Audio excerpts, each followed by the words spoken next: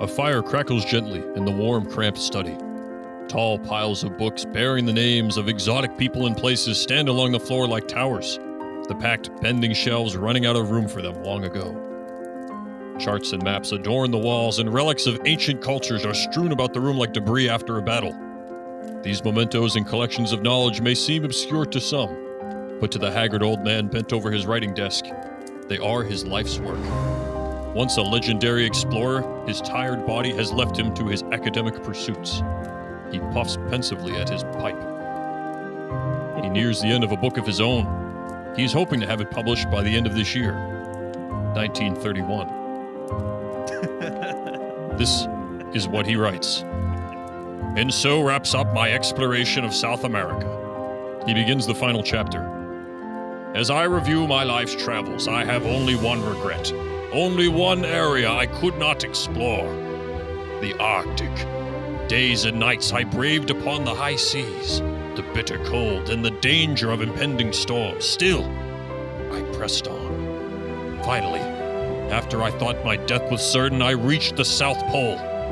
The crew and I disembarked, but they seemed shaken, as if some impending danger was coming to assail us. I bid them come off the boat with me, but they refused, demanding I go first. In the spirit of adventure and my commanding role as captain, I acquiesced, becoming the first of my family name to touch the continent. My moment of jubilation was short-lived, however, when I heard a sound that haunts my dreams even now as an old man. A low, guttural honk sounded like a beacon marking another eon passing in the pits of hell. That sinister honk was followed by a crack, and the ice opened before me. There, flopping forth from the frozen depths, was the most horrid sight I had ever seen. 2 fully grown male elephant seals.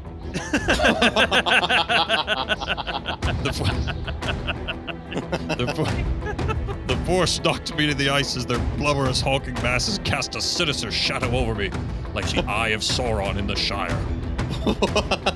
I caught my breath and called to my first mate. Rodrigo, quickly, my saxophone! I had prepared for such an attack, knowing the beasts were native to the area. I would use the sultry sounds of sax to make noise in hopes of scaring them into retreat. I grasped the cold brass and brought the reed to my lips. But before I could produce a single note, the fiends again slapped the ice, plunging me into the depths below. When I awoke, Rodrigo and the men surrounded me on the deck. My shoulder was dislocated and the saxophone frozen to my hand. I sat up at once and saw we were sailing away. The mind of my crew could not be changed. We were not going back. It was too dangerous, they argued. None of us had the adequate combat skills. I stood in the ship's stern for what felt like hours, watching the frozen world go smaller behind us, my eyes transfixed on the fat, jiggling frames of the frozen behemoths, until the sun setting hid them from my sight. So there stands my life's greatest regret. My only hope now is that some distant descendant of mine would have the strength to do what I could not. What? The old man looks up from his desk, as if suddenly disturbed by one more lingering phantasm from his past. Also, I was unable to break the Undertaker streak at WrestleMania. Oh, come on. Thus completes my works. Sincerely, Charles B. Lesnar.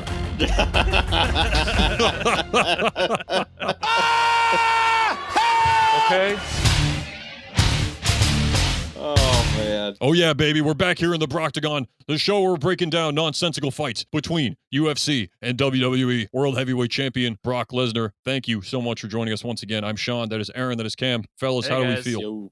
Super duper. Yeah.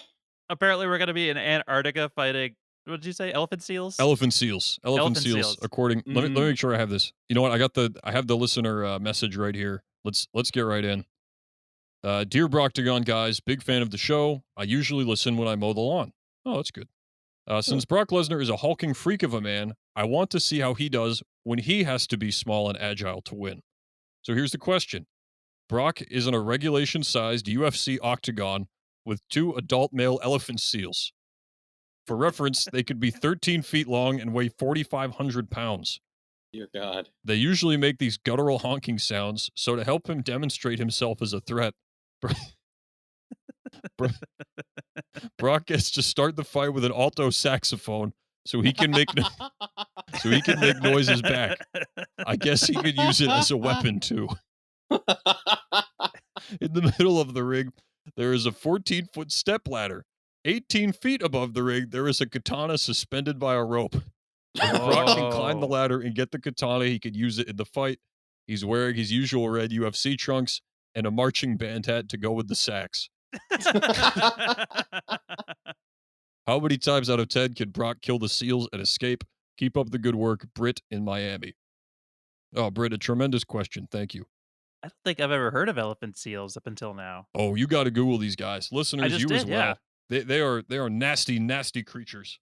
Yeah, They're the first thing, you know how Google suggests Oh, questions? God. If you type in elephant seal, the first question is, can elephant seals hurt you?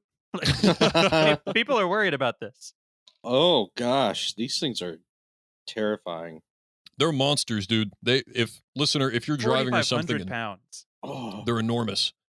If you can't look it up, think of like a walrus, but with no tusks, and like 3 times as big as a walrus. They're enormous and very mean. When during the story when you said they honked, I swore it was going to be like some Antarctic geese I've never heard of. That would have been a lot better.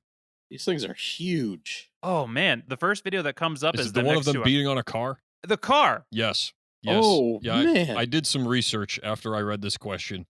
This was a town somewhere, I don't know, some Icelandic region where they have Oh these my things, or maybe Canada, Gosh. where the elephant seal showed up, and these animals are so big, they saw people driving around sedans and mistook them for competing males, Yeah, and then would drag they're themselves. beating up a pickup truck. Yes. I'm watching it right now. So this is an animal that picks a fight with a truck. I think I have an answer. What's the number, Cameron?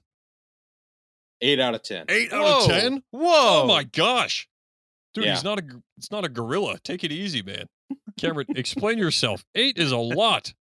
Yeah. Those are huge animals, dude. Yes, they are huge, but they are not fast. I think the majority of the time, Brock has no problem getting up the ladder, getting to the katana, and making some elephant seal salami. Jeez. Can we add in the rule where if he can F5 the elephant seal, it's automatically wins? Absolutely. If he could F5 the elephant seal, he wins. That'd be a fun game show. Like, does it F5? Tonight's contestant, a school bus, Yes. 80 watermelons in a big sack. They never bothered making like a no card to reveal it. Brock wins the prize money every week. He's the only contestant. All right, Cameron, just give the people what they want. How many times out of 10 can Brock Lesnar beat 2 elephant seals to death with a saxophone? 6 times. Wow. I'm ready. I've done my research. Brock Lesnar defeats 2 elephant seals in the octagon 9 times out of 10. Wow. 9 times out of 10. It's canon. It's just how it is. I don't think the katana ever really comes in play. I think it's too far out of reach. The problem I foresee is Brock just beating the mess out of him, and them just like completely absorbing the punches with their blubbery bodies. Yeah. But I still think he figures out the right place to punch. I don't know. Listen, if there was only one, I would completely agree with you. The problem is there's 2. So while he's trying to find the sweet spot on where to punch an elephant seal and make How it many die, fists does Brock Lesnar have? Wow, I'm surprised you guys gave it this high to Brock. I'm genuinely very surprised. I'm giving Brock 6 out of 10. He's only beating these things 6 times out of 10. I think they are unbelievably tough, and they can just take a beating. And the problem is there's 2. There's 2 of them. And in the time it takes him to climb a 14-foot ladder, they can just as easily knock him off. They are slow, but they are not slugs. Like, these things can move at the walking speed of a human. I don't know. I just think you guys are underrating the seals a little bit here. I think he starts out with the saxophone and just shoves it in one of their mouths, and you just hear a perfect John Coltrane solo. Brock's just like, we can't kill this elephant seal. It has too much to contribute to the world. Yeah. Okay, now I'm just imagining an elephant seal in a fedora with a spotlight on him. Thank you, everybody. Coming out to the seal shack. He's got that floppy nose, so It's like, thank you, everybody. Yeah. What's a good name for a jazz elephant seal? Elephant Gerald. Come on. Ah. I like this a lot more if like the elephant seals also are dressed and treated like UFC fighters. Like they come out with like trunks with sponsors and stuff on. They have walkout music. But it's like got to be a remix that's like really long because it takes so long. Yeah, they play the music at like an eighth of the speed. Yeah. And 30 minutes later, Big Stacks McGillicuddy is still coming down the runway. The runway? I didn't even think about the walk down to the octagon. Yeah, he's halfway there. The fight should start in about 30 to 45 minutes. Okay, we're coming back from our third commercial break. Update for you. No real update. We're still on the runway. Fat Stacks has been distracted by a spilled bucket of popcorn. He's inspecting it. Okay. It doesn't seem to know what to make of it. And we're back from commercial break, and the elephant seal, Fat Stacks, has appeared to turn around. We're trying to wrangle him back in the right direction. Checking it now live. Floppy Snout Velasquez, he's asleep. He's asleep. They don't even walk out together like the first one finally gets there, and then the other one starts. Like they play the music, and it takes forever, and then the first elephant seal finally gets the ring, and everyone rejoices, and then they play the music again, and everyone realizes. They finally get there. Somebody takes out a bucket of salmon, but it's for Brock. He's just eating them raw. Or I imagine like the elephant seals being like having you know how like the pharaohs are carried? Just like 15 guys carrying this elephant seal. It's all the other fighters from earlier in the night. Yeah. It's just in the back of a Dodge Durango driving down the ramp. That would be a big sponsorship opportunity. Yeah. I'm trying to imagine a Gatorade commercial with an elephant seal as the spokesperson. It's just like a 32 pack, like a Sam's Club. Think of Gatorade still in the plastic, and the elephant seal is just like it just eats a whole. Okay. If the elephant seal is a sponsor for the Dodge Durango, here's my next question: can Brock Lesnar defeat all of the? I think it's 4 hamsters in the Kia Soul. Yeah, we're still in the octagon. We'll give him the same setup of the katanas up top. But don't forget, hamsters are quick. They can climb. Oh, true. Oh, this is tough. This might be the best question we've had on the show. And they have teeth too. Don't Yeah. forget the teeth. They're gonna go after the katana. That's the problem. Yeah, exactly. Brock is in a lot of trouble. I mean, these are giant Human-sized hamsters. Yeah, Jeez. they're in track suits and can fit in a Kia Soul. I'm Googling Kia Soul hamsters right now just so I can have some scale here. Oh my gosh, they're monsters. Yeah.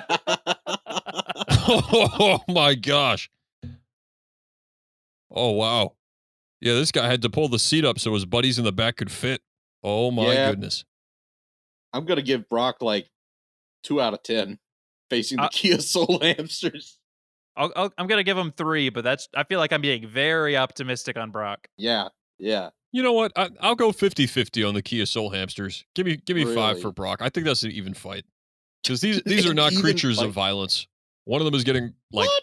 yeah, one of them's getting like leg kicked in the head by Brock, and then the other 3 are like, oh my gosh. I think he jars them. You know what I thought? Like, I'm trying to imagine Brock Lesnar like snapping an elephant seal's neck. I don't think it can be done. No, absolutely not. Nope. Not without heavy machinery. Yeah. He like gives him the hardest punch he has, and the elephant seal's like, "Oh, my neck feels so great. Thank you. It's been bothering me for years." Thanks, Brock Lesnar. That's what I'm saying. I think Brock hits that thing as hard as he can, and it's not bothered. Oh, hey, how about this scenario?